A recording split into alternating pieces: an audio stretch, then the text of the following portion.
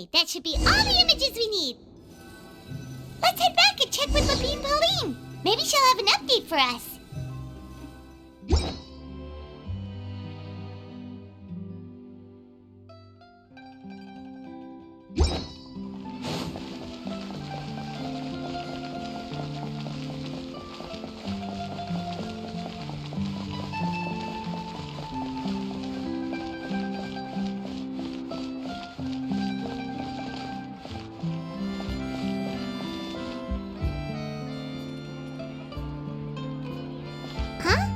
Isn't that Charlotte? What could she want with Lepin-Polin? Pretty please with the cherry on top, Charlotte! Journalist extraordinaire! Please tell me you're joking! I read that a gang of criminals tricked the Gardamex by disguising themselves as blubber beasts. It's true, isn't it? It has to be! I've invested all my savings into graph adversarial technology and even taken out a sizable bank loan. I'm begging you like the beggiest beggar in all of begdom. Okay. I need you to calm down a little, Miss Lepin-Polin. I admire your passion for your research, and I don't mean to dash your hopes for those, big-ticket orders. But I'm afraid I'm not joking.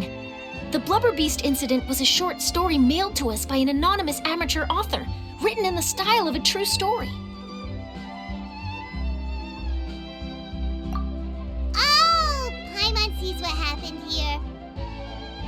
Sounds like the report Lepin-Polin read in the Steambird wasn't in the news section after all. Funnily enough, I actually remember being in a meeting where the editing team was debating the potential risk of misleading the public with this story. They even went to Maison Gardiennage for advice.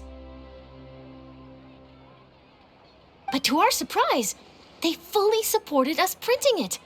They figured that the false intel would be a great way to dupe potential criminals into wearing ridiculous costumes when breaking the law.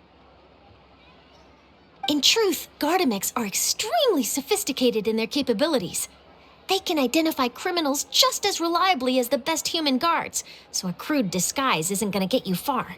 If anything, it'll just make you stand out all the more. Since we ran that story, the Maison Gardiennage has made a slew of arrests, including, one phantom blubber beast, a titanic red-crowned finch, and a specter man. So I knew this story had helped out law enforcement, but this is the first time I'm learning of an innocent citizen being deceived by it, and investing so much mora for nothing.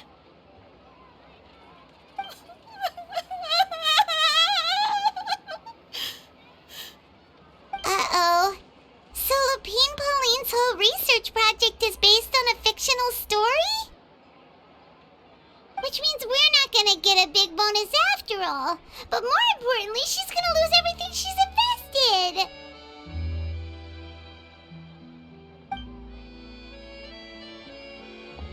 Traveler! Paimon! You're back! I was in the area taking some photos for a story when I got to talking to Miss Lepin-Polin about her research. She told me about your collaboration. She was hoping I could write an article to spread awareness about image recognition technology. She even paid me for the article and gave me one of her prototype devices before I could get a word in. I unfortunately had to dash her hopes, and I'm afraid all your hard work was in vain too. She's desperately trying to find a way to rescue the project and get you the mora you're due. I've tried to let her down gently, but she's finding it all very hard to accept. This is a new situation for us, too. It's such a pity. It seems like the author was only trying to make the story interesting, and the Maison Gardiennage only had Fontaine's best interest in mind.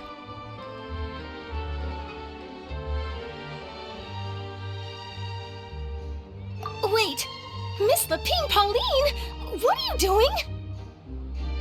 I'm gonna pick a fight with a Gardamek, head to the opera at Biclès, and get a one-way ticket to the Fortress of Meropide. That way, I won't have to repay my debts. It's the only way I can afford to keep on living.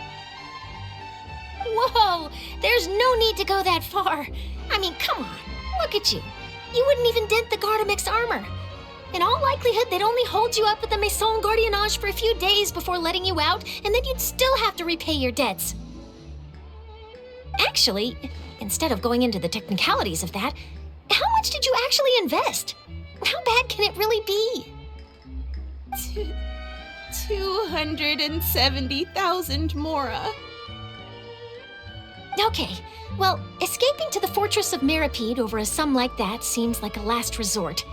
Surely there must be other options. Not anymore. I used to be an equipment supplier to the Fontaine Research Institute before that blew to pieces, and now I'm just a small-time engineer. I scraped together some savings over the past few years, but I put every last mora into this project, and now I'm left with nothing. It's not just my savings that are gone. It's my whole future as a graph adversarial technology specialist and my dreams of becoming a billionaire one day.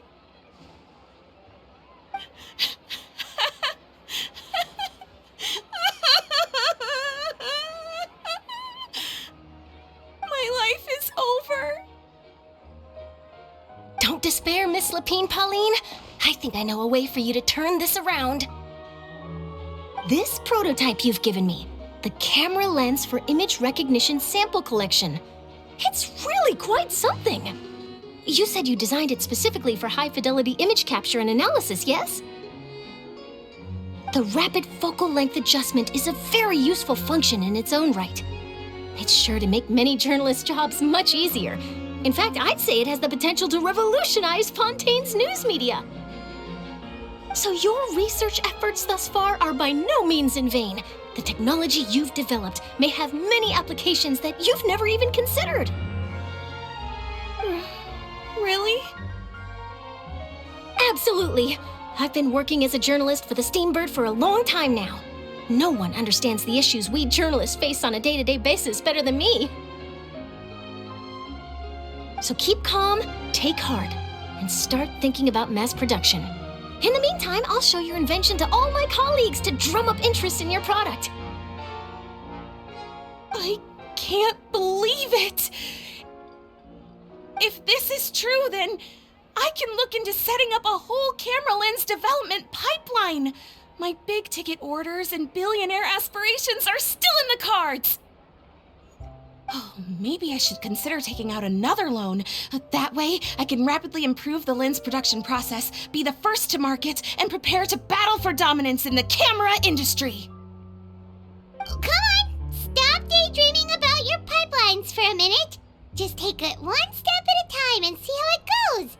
There's no sense in putting all your eggs in one basket before things are even off the ground.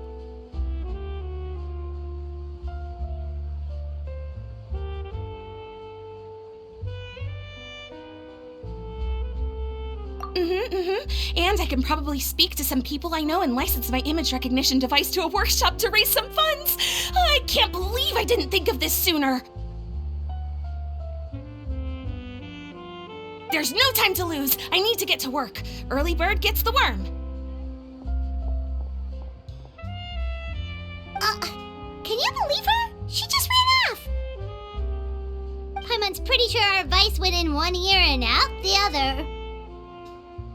It's understandable. When inspiration and passion strike at the same time, it's all too easy to throw yourself headfirst into your work and forget about everyone around you. A lot of journalists are the same way when they're first starting out. But don't you worry. I'm gonna write an article on all this, and I'll be checking in on her regularly. Her research has the potential to benefit the entire journalistic community.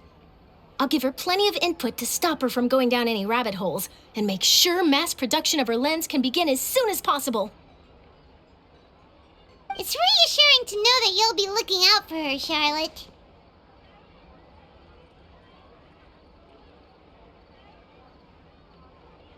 Actually, you know what? Why don't you two take this prototype lens? I'm sure you'll have plenty of chances to use it on your travels. It takes the right person to get the most out of a new technology. In your hands, it's sure to capture some amazing sights. Charlotte. No bonus, no biggie. This makes everything worth it. You're welcome. I got something out of this too. The beginnings of a very interesting news story. The boundaries between real news reports and news-like fiction must not be blurred, even when there's a compelling justification for doing so. Yes, that's how I'll phrase it to the editors when I give them my feedback. Let's hope we don't mislead any more well-meaning citizens in the future.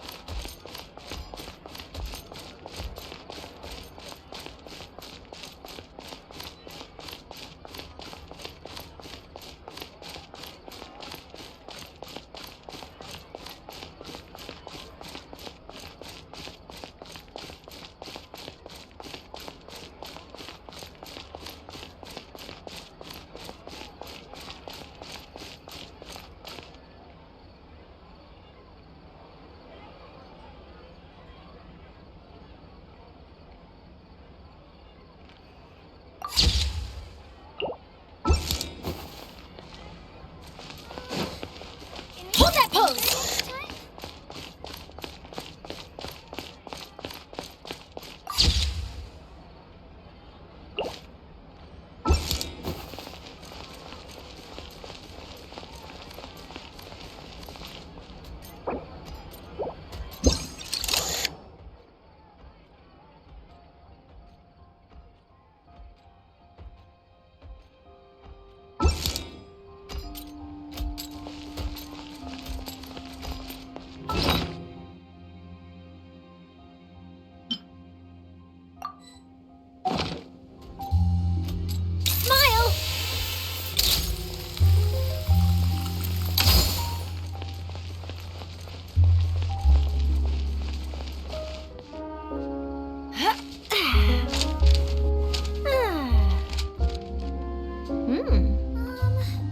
Can we play Banger next time?